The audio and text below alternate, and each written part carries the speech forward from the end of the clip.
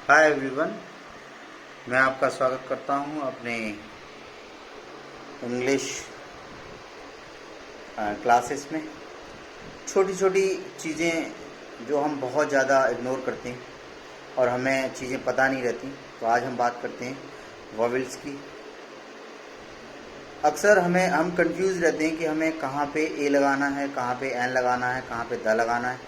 और ये बात बहुत छोटी सी है, बट जब कॉम्पिटिटिव एग्ज़ाम में ये सवाल आते हैं या फिर अगर आपसे पूछा जाता है तो हम बड़े कंफ्यूज हो जाते हैं।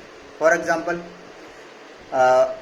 हम आर अगर बोलें, HOUR, तो हम इसे एन, बहुत सारे लोग इसे एन आवर बोलते हैं या आवर बोलते हैं या हावर बोलते हैं।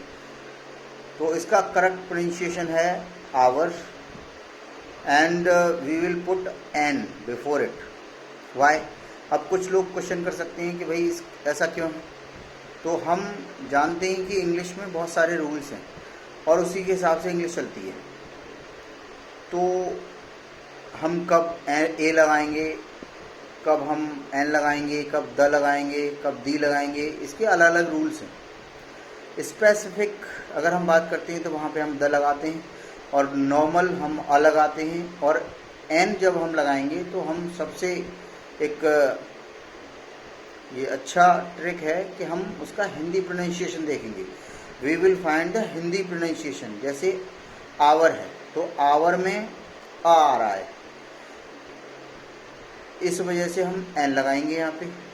एम ए अगर हम लिखेंगे M.A मास्टर ऑफ आर्ट्स, तो अगर हम देखें तो उसमें एम लिखा आ रहा है, तो वहाँ पे हमें एन की आवश्यकता नहीं है, हमें वहाँ पे ए लगाना है। लेकिन क्योंकि उसका साउंड जो है वो हिंदी में आवर या आ रहा है, तो that's why we will put an. और एग्जाम्पल लेते हैं, MLA तो NMLA लगाएंगे, नॉट MLA नहीं लगाएंगे, NMLA लगाएंगे। ऑरेंज है एन लगाएंगे बिकॉज स्पष्ट है इसमें, तो इसका जो प्रोनाउंसिएशन है दैट इज ऑल्सो अ से स्टार्ट होता, ओ से स्टार्ट हो रहा है। तो सिंपल सी एक, अगर यूनिवर्सल लॉ की बात करें हम ए और एन के कन्फ्यूज़न में, तो पहले तो आपको प्रोनाउंसिएशन आपका अच्छा होना चाहिए, ठीक होना चाहिए, करेक्ट आप उसे प्रोनाउंस कर रहे हैं या नहीं कर रहे, तभी आपको पता चलेगा। जैसे मैंने पहले एग्जांपल अभी आपको दिया था आवर, बहुत से लोग इसे हावर पढ़े।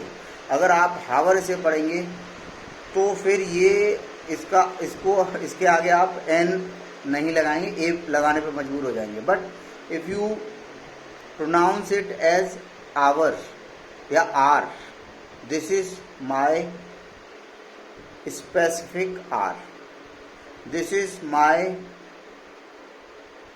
English are, this is the are of English studying, तो हम वहाँ